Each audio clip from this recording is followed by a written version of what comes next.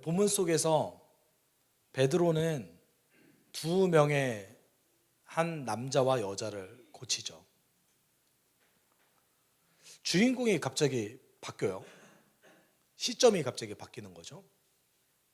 왜 갑자기 이렇게 주인공을 바꿀까요? 생각해 보면 사울의 이야기는 메인 스토리가 아닙니다. 아직까지는요. 그러니까 교회의 메인 스토리가 아직 아닌 거예요. 누가 이제 아직까지는 메인 스토리예요? 교회의 주류를 이루었던 사람들은 아직까지 베드로를 비롯한 사도와 예루살렘 교회였죠. 물론 이제 그 신앙의 중심이 예루살렘 교회에서 나중에 로마 교회로 변경됩니다. 그래서 로마가 이제 교회의 중심지로 역할을 하는데 그렇게까지 가기까지가 시간이 꽤 걸립니다.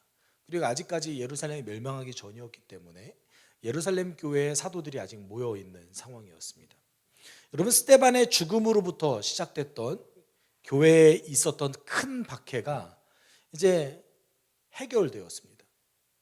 교회의 큰 박해를 일으켰던 그 한 사람이 아마 주동적으로 일을 했던 것 같아요. 그 한 사람이 사울이었죠. 그 사울이라는 사람을 하나님께서 아주 강권적으로 회심시킴으로 인해서 교회에 있었던 큰 박해가 일시적으로 사라졌습니다. 교회는 평안이 있었죠. 그래서 9장 31절에서는 교회가 평안이 있었다라고 얘기하고, 그리고 교회가 세워지고 나아가고 있다. 그러므로 해서 교회의 숫자가 배가 되었다라고 얘기하고 있습니다. 근데 문제가 있죠. 교회의 숫자가 배가 됐다 이렇게 얘기하지만 그 안에, 교회 안에 있었던 한 가지 문제가 있습니다. 그것이 뭘까요? 문제가 전혀 없는 것 같죠. 교회의 지도자가 없어요. 다른 말로 해서 우리가 교인의 숫자가, 교회가 갑자기 늘어날 수 있습니다. 어느 교회든 갑자기 성장하는 교회가 있을 수 있습니다. 그랬을 때 그 교회 안에 있는 가장 큰 문제, 그리고 교회 전체를 흔들 수 있는 큰 문제가 뭐냐면 교회의 성숙한 지도자의 숫자가 부족하다라는 것입니다. 특히 이제 한국 교회가 이제 더 이상 안 믿는 분들이 갑자기 믿는 경향성이 사라졌잖아요, 많이. 과거에 비하면. 그러면 이제 다른 교회에서 신앙생활을 하시다가 교회로 옮기시는 분들이 많은데,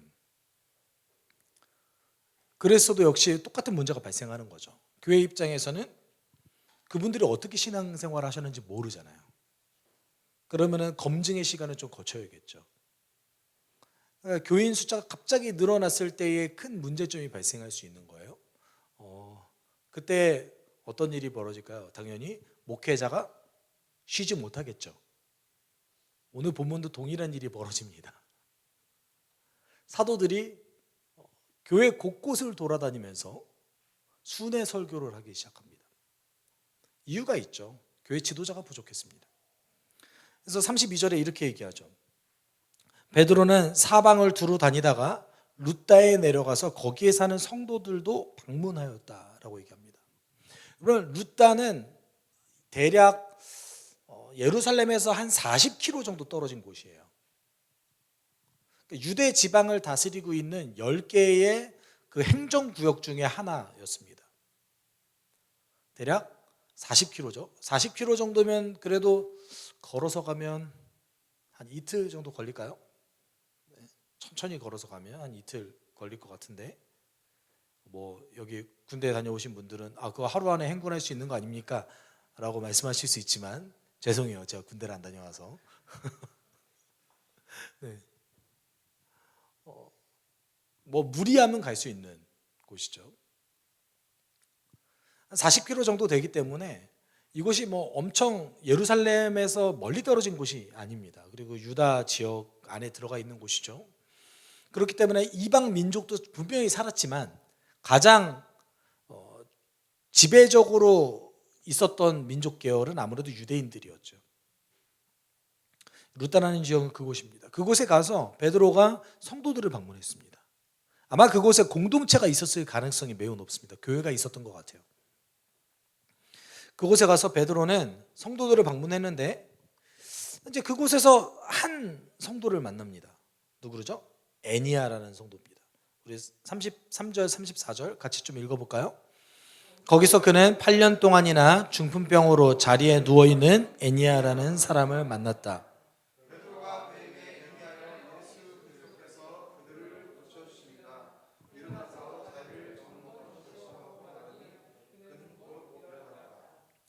애니아라는 사람이 남자입니다. 여성 이름 같죠? 저도 처음에는 이름 보고 여성인가 하고 봤더니 남성이더라고요. 네, 남성 동사가 쓰여져 있습니다. 남성 명사가. 이 분이 8년 동안이나 중풍병으로 누워 있었습니다. 얼마나 고생했을까요? 굉장히 고생을 하죠.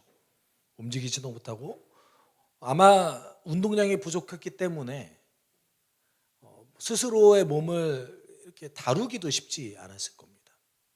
근데 베드로가 이 애니아를 보고 이렇게 얘기합니다. 예수 그리스도께서 그대를 고쳐주십니다. 현재형 또는 현재 진행형으로 쓰여졌거든요. 여러분 누가 고치는 거예요? 베드로가 고치는 걸까요? 예수님이 고치는 걸까요? 예수님이 고치잖아요. 그렇죠? 근데 이것을 통해서 우리가 알 수 있는 것은 뭐냐면 아직까지 베드로에게 성령께서 아주 강력하게 역사하고 있다는 것을 알 수 있습니다. 여러분 사도들이라고 하더라도 마치 예수님처럼 그가 인생의 마지막 날까지 그렇게 엄청 큰 능력을 항상 행할 수 있었던 것이 아니었습니다. 사도라 할지라도. 그래서 지금 교회가 처음 세워졌을 때의 그 시기에 성령께서 아주 강력하게 베드로를 통해서 역사하고 있다는 것을 보여주고 있어요. 그런데 베드로가 쓰는 그 이야기, 베드로가 하는 말을 우리가 좀 주목해 볼 필요성이 있어요. 누가 회복시켜 주는 거죠? 예수님께서 회복시켜 주신다는 것이죠. 여러분 우리가 보통 얘기하는 그 신유의 은사, 제가 없어서 잘 모르겠어요라는 것이 아니라 성경적으로 봤을 때 모든 성령께서 주시는 은사는 아무리 그 사람이 한번 사용해 봤다 할지라도 성령께서 다시 허락해 주세요 사용할 수 있는 겁니다. 어떤 은사가 특별하게 내가 누군가에게 영향력을 미칠 수 있는 은사가 갑자기 내가 소유하게 됐다가 아니라 하나님께서 그 사람을 도구로 그 사람에게 활용하신 거예요. 그 사람을 치유해 주셨다면 뭔가 다른 이유가 있으셨겠죠. 그렇죠? 그런 의미에서는 어떤 은사라는 것은 우리가 이게 항상 내가 소유하고 있다라는 개념이 좀 잘못된 거기도 합니다. 그러니까 이제 우리가 여러분 은사하면은 성경에 어디 먼저 찾으세요?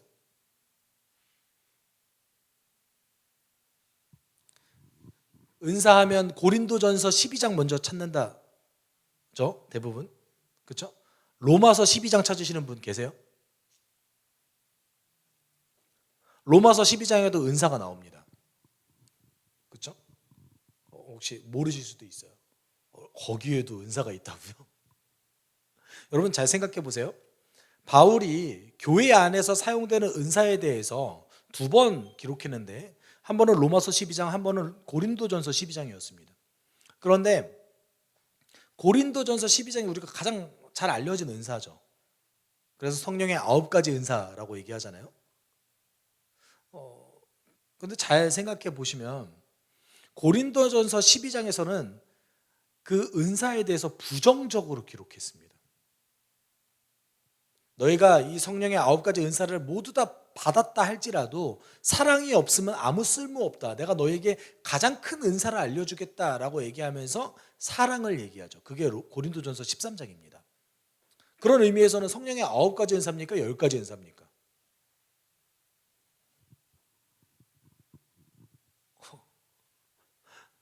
그렇지 않으세요? 여러분 이상하잖아요.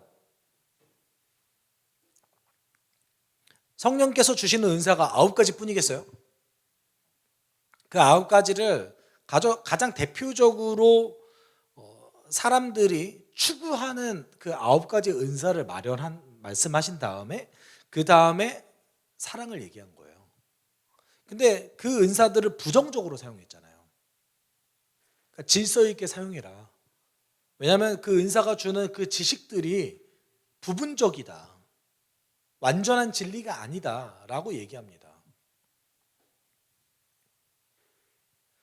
그런 의미에서 로마서 12장은 우리가 좀 주목해 볼 필요성이 있습니다. 여러분, 로마서 12장은 아주 긍정적으로 사용한 은사장입니다. 근데 거기에 있는 은사가 조금 봤을 때에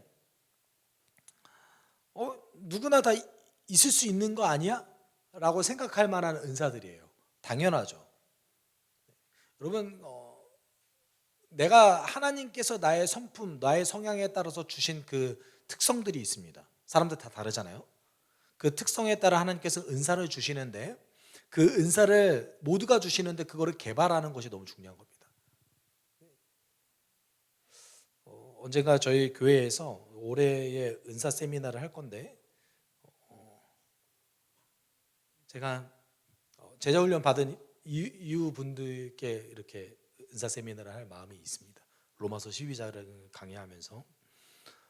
왜냐하면 우리의 은사는 왜 필요한 거죠? 공동체를 섬기기 위해 필요한 겁니다. 그런데 여러분 잘 생각해 보세요. 오늘 베드로가 자신의 그 성령께서 주시는 은사를 잘 활용했어요. 근데 그 누가 하는 거죠? 예수께서 하시는 일들이에요. 그리고 오늘 애니야의 경우를 보더라도 그냥 병만 난 게 아닌 것 같아요. 그렇죠? 베드로가 뭐라고 얘기하죠? 당신의 자리를 들고 일어나서 정돈하세요. 스스로의 몸을 바로 즉시 컨트롤할 수 있다는 것을 보여줍니다. 8년 정도 누워있으면 걷기도 힘들 텐데 바로 어느 근육까지 다 회복시켜 주신 것 같아요. 결과적으로는 이 애니야가 일어나서 회복되는 모습을 보고 사람들이 예수를 믿기 시작합니다. 근데 여러분 잘 기억해 보실 필요성이 있습니다. 우리는 대부분 경험적으로 예수를 믿습니다. 맞죠? 어느 날 갑자기 부흥회를 갔더니 하나님의 위로를 경험해서 예수를 믿었다라고 고백하시는 분들도 많죠. 여러분 어떤 특별한 계기가 있으신 분들 많잖아요. 저도 그렇습니다. 저도 개인적으로는 특별한 계기가 있어서 예수를 경험했다, 만났다라는 표현을 보통 씁니다. 여러분 어떠세요? 경험적으로 예수를 믿으신, 제가 이거는 좀 손을 들어보라고 하실게요. 나는 경험적으로 예수님을 만나서 믿게 됐다라는 분 계십니까? 나는 언제 예수 믿는지는 모르겠는데 어느 날 갑자기 경험적이진 않는데 나 믿는 것 같은데? 라고 하면서 믿게 되신 분 계십니까? 이런 분은 또 안 계시네요. 다 경험적이신가요? 여러분 경험적으로 예수를 믿으신 분들은 그 다음에 또 계속 경험을 추구하잖아요. 아니세요? 대체적으로 그러실 텐데. 그렇죠? 한국 교회가 좀 특별한 경우이긴 합니다. 그 미국에서 통계를 냈을 때 대략 한 70% 정도의 사람이 경험적으로 예수를 믿지 않고 점진적으로 예수를 믿어간다고 얘기를 해요. 그러니까 주의 진리를 계속 듣다 보니까 설득되어진 거죠. 그리고 나중에 서서히 경험해가는 것을 통계가 있습니다. 그런데 한국 교회는 처음부터 세게 딱 경험하고 예수를 믿는 분들이 많아요. 삶이 힘들었을 수도 있죠. 어려웠을 수도 있어요. 그렇기 때문에 주님께 나아갔을 때에 바로 경험했을 수도 있습니다. 오늘 본문도 마찬가지예요. 경험적으로 예수를 믿는 자들이 등장했습니다. 바로 눈앞에서 기적을 목격했죠. 근데 이 사람들이 바로 눈앞에서 기적을 목격한 다음에 평생 동안 기적을 얼마나 경험했을까요?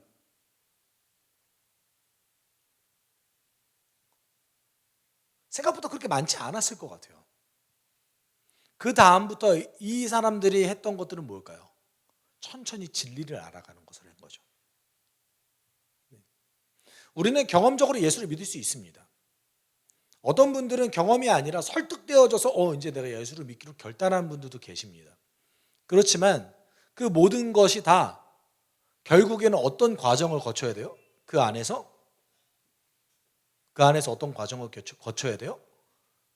내가 믿는 게 무엇인지에 대한 어떤 그 설득의 과정이 필요합니다. 여러분, 예수님에 대해서 여러분이 알고 있어야 됩니다. 예수님에 대해서 이해하고 있어야 됩니다. 구약 성경에서 예수님에 대해서 뭐라고 얘기했는지에 대해서도 알고 있어야 됩니다. 이제 그 과정이 이제 예수를 믿은 다음에 필요한 것이죠.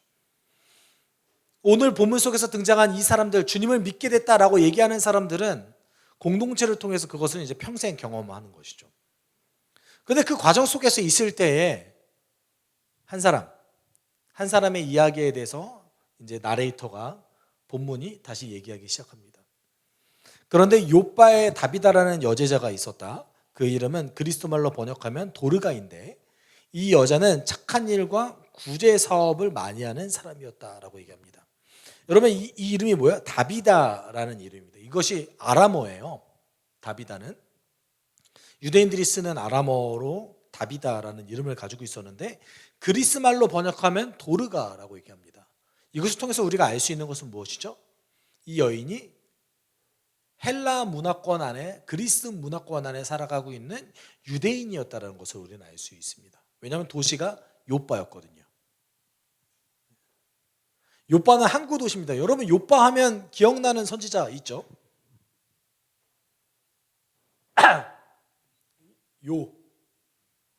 요나, 그렇죠? 요나가 욥바에서 배 타고 어디로 도망가죠? 다시스로 도망가려고 하죠. 니느웨로 원래 가야 되는데. 근데 왜 다시스로 가려고 하는 줄 아세요? 유대인들은 당시에 다시스가 세상 끝이라고 생각했어요. 거기 넘어가면 이제 그 절벽이 있다고 생각했어요. 그 배를 타고 다시스 이후로 넘어갈 수 없다고 생각했습니다. 다시스가 지금으로 따지면 스페인이에요. 아마 대략적으로 스페인 말라가 정도 되지 않았을까라고 얘기합니다. 그리고 욥바 항구 도시입니다. 근데 이 항구 도시는 유대인들도 많이 살았지만 이방 민족도 정말 많이 살았어요. 그리고 여기에 있는 유대인들 대부분 그리스 말을 주 언어로 사용하는 사람들이었습니다.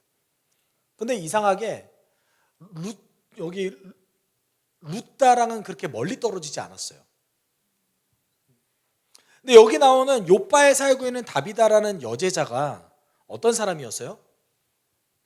착한 일과 구제하는 사업을 많이 하는 사람이었어요.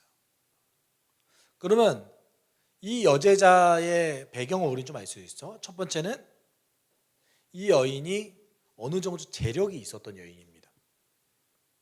자신이 가지고 있었던 재력을 누군가를 돕는 데 적극적으로 활용했던 사람이에요. 놀라운 것은 이 여인의 그 다비다라는 이름이 뜻을 가지고 있는데 가젤 또는 사슴이라는 뜻입니다. 여러분, 그 사슴이 성경에서는 어떨 때 보통 표현할까요? 동물이죠, 그냥 이렇게. 아가서에서 사슴이 등장하죠. 아가서에서 사슴이 어떤 표현으로 많이 썼을까요? 1번 못난 사람, 2번 미운 사람, 3번 사랑스러운 사람. 사랑스러운 사람이겠죠. 성경에서 사슴이라는 표현은 사랑스러운 것에 대한 은유적 표현이에요. 그런 의미에서 다비다는 사랑스러운 여인이기도 했죠. 이 여인이 갑자기 병에 걸려서 죽었어요. 공동체는 굉장히 슬퍼합니다. 그 무렵 이 여자가 병에 들어서 죽었다. 그래서 사람들이 그의 시신을 씻겨 다락방에 두었다. 루다는 욥바에서 가까운 곳이었다. 제자들이 베드로가 루다에 있다는 말을 듣고 두 사람을 그에게로 보내서 지체하지 말고 와달라고 간청했다. 베드로가 루다에서 애니야를 회복시켰다라는 소문은 아마 욥바에서도 들었던 것 같습니다. 근데 이곳에서 이 다비다가 죽자 사람들이 그 시신을 싣겨서 다락방에 두었어요. 근데 이 다락방에 두는 것이 헬라화된 유대인들의 어떤 그 장례 방식인지, 또는 다비다가 다시 회복되고 살아날 것을 염두에 두고 다락방에 안치해 두었는지는 사실 잘 모르겠습니다. 둘 중에 하나인 것 같은데, 원래 보통은 유대인들은 어디다 놓죠? 시신을 동굴에다 놓습니다. 특별히 이제 다비다가 어느 정도 재력이 있는 사람이었기 때문에 동굴을 충분히 살 수 있는 재력이 있었습니다. 그렇기 때문에 이 장례 방식이 좀 독특하다라는 것이죠. 근데 보통 사람들은 이렇게 사람이 죽으면 그냥 슬퍼하고 말 텐데, 이 공동체는 좀 달랐던 것 같아요. 베드로가 루다에 있다는 것을 기억해냈어요. 그리고 사람을 보내서 베드로를 빨리 와달라고 간청을 합니다. 여러분 잘 생각해 보세요. 뛰어갔을까요? 만약에 뛰어갔다고 하면 그 거리가 대략 19km 정도 되거든요. 그럼 마라톤 뛴 거예요. 뭘 타고 갔을까요? 뭘 타고 가면 조금 더 수월했겠죠. 근데 아마도 뭘 타고 가지 않았을까요? 작은 노새라도 하나 타고 가지 않았을까요? 두 사람을 보내는데. 그 베럿이라는 학자는 어떻게 얘기하냐면요, 여기서 간청했다라는 표현이 베드로가 그 헬라화된 유대인들, 그리고 이제 그리스 문화가 만연한 이 욥바에 혹시 오기 싫어할까봐 간청했다라는 표현을 썼다라고 이제 얘기하기도 하는데요. 저는 뭐 그 해석에 반대합니다. 네. 베드로가 그러지 않았을 것 같아요. 왜냐하면 예루살렘 교회에서도 헬라파 유대인들을 많이 만났으니까요. 그리고 빌립과도 굉장히 좋은 관계를 유지하지 않았습니까? 어찌되었건 베드로를 와달라고 요청합니다. 그래서 되게 재밌는 상황인 거죠. 베드로가 사람을 살릴 수 있다라고 믿었을까요? 그러니까 요청하지 않았겠어요? 어떻게 그렇게까지 믿음을 가질 수 있었을까요? 그리고 실제로 베드로가 오죠. 그리고 베드로가 다비다를 살립니다. 근데 베드로가 살린 게 아니죠. 예수께서 살린 거죠. 이 과정을 통해서 또 어떤 일이 벌어집니까? 우리 같이 읽어봅시다. 그 일이 온 욥바에 알려지니 많은 사람이 주님을 믿게 되었다. 그러면 이 일이 많은 사람에게 알려졌고 많은 사람이 주님을 믿게 되었습니다. 뭐 어떻게 보면 당연한 것 같습니다. 이렇게까지 놀라운 일이 벌어진다면 사람들은 예수를 믿는다고 헌신할 겁니다. 누가 예수님이 참신이 아니라고 얘기할 수 있겠어요? 우리가 주목해 볼 필요성이 있습니다. 어떤 걸 주목해 봐야 되냐면, 왜 이 시기에 이렇게 성령의 강력한 역사가 벌어졌는가 라는 겁니다.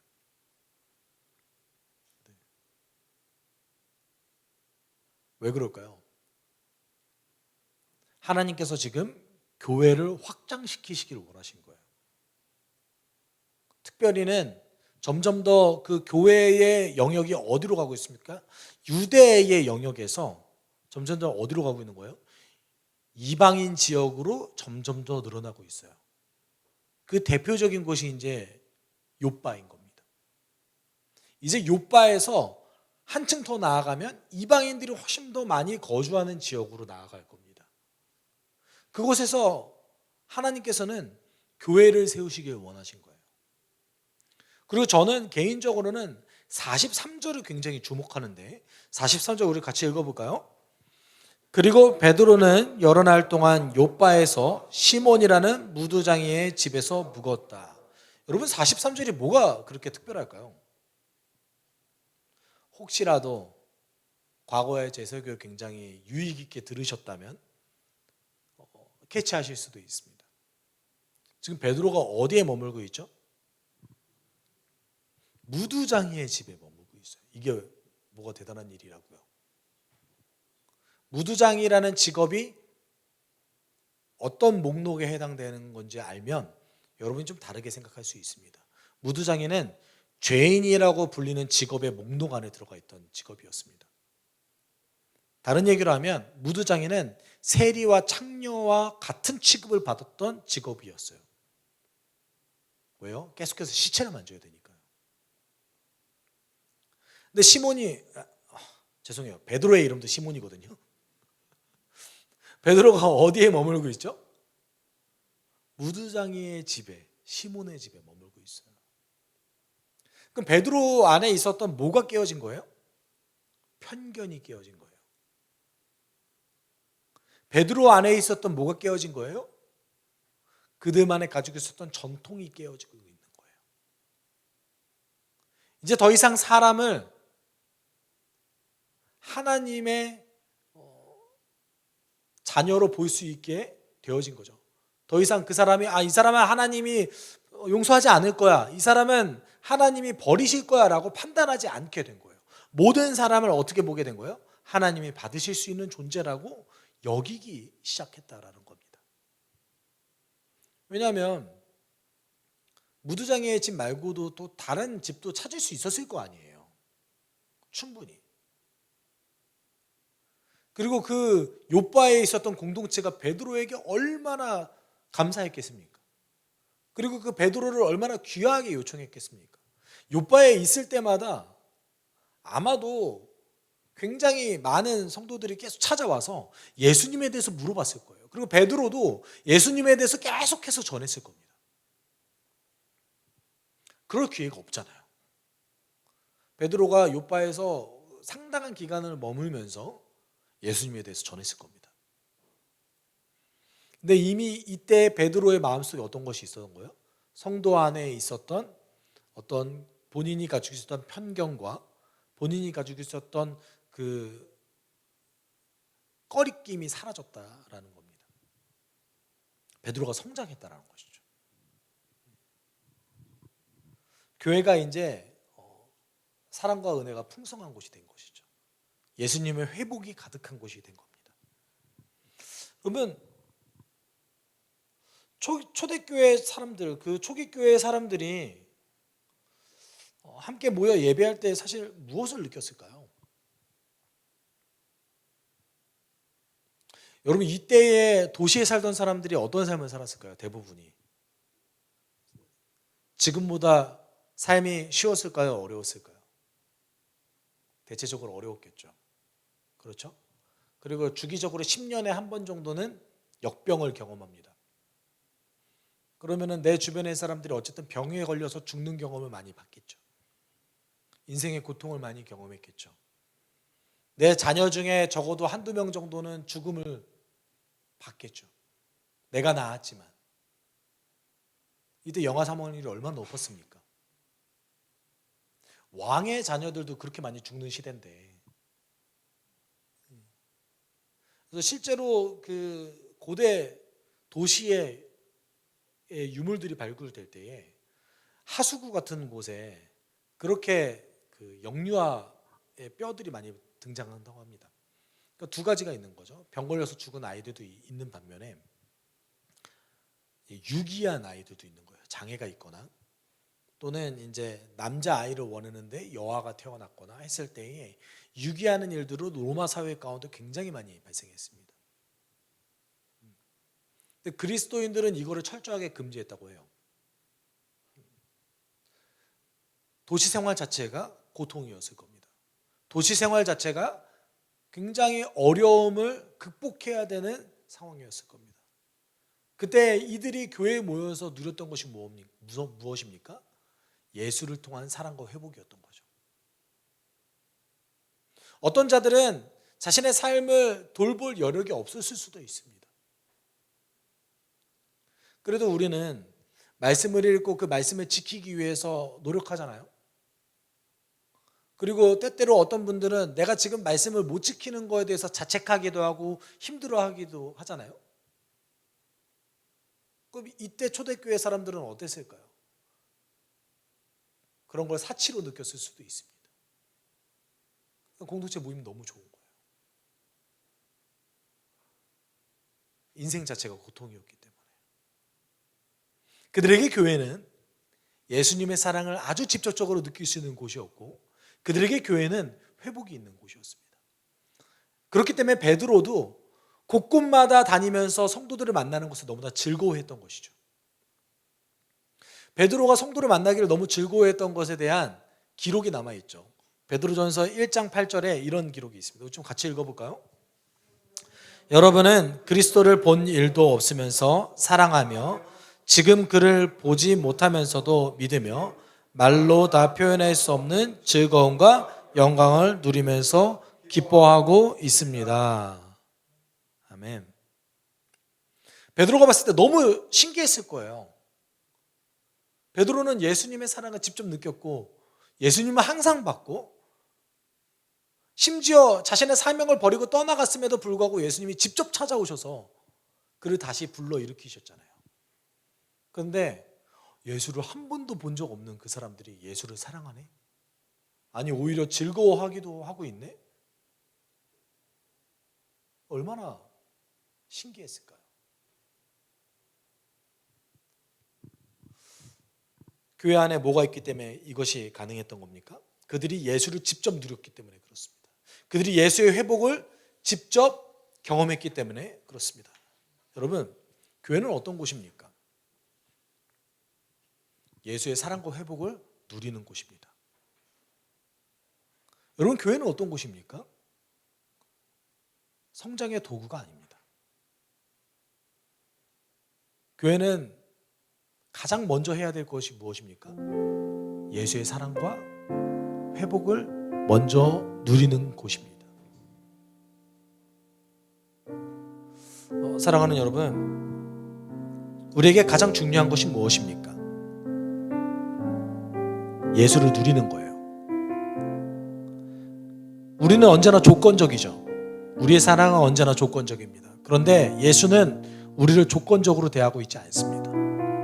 우리가 인생을 성공했던 실패했건, 우리가 죄를 지으며 살았건 죄를 지으며 살아가지 않건, 그것과 상관없이 우리를 위해서 이미 결정하시고 죽으셨습니다.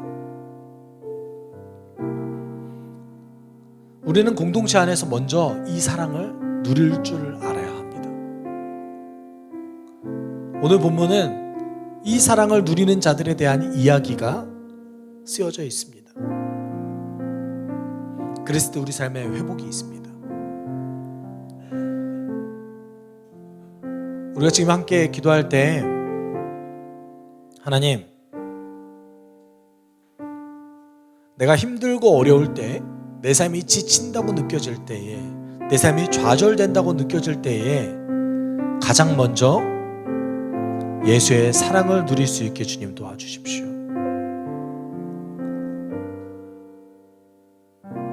우리가 좌절할 때 나를 인생의 결과로 보지 않는 그 주님의 사랑, 내가 어떤 삶의 결과물을 만들어내건 그것과 관계없이 지금 이 순간에도 나와 함께 하시길 원하시는 그 주님의 사랑을 먼저 경험할 수 있게 나를 인도해 주십시오. 우리가 함께 이렇게 기도하도록 하겠습니다. 함께 기도합시다. 사랑하는 주님,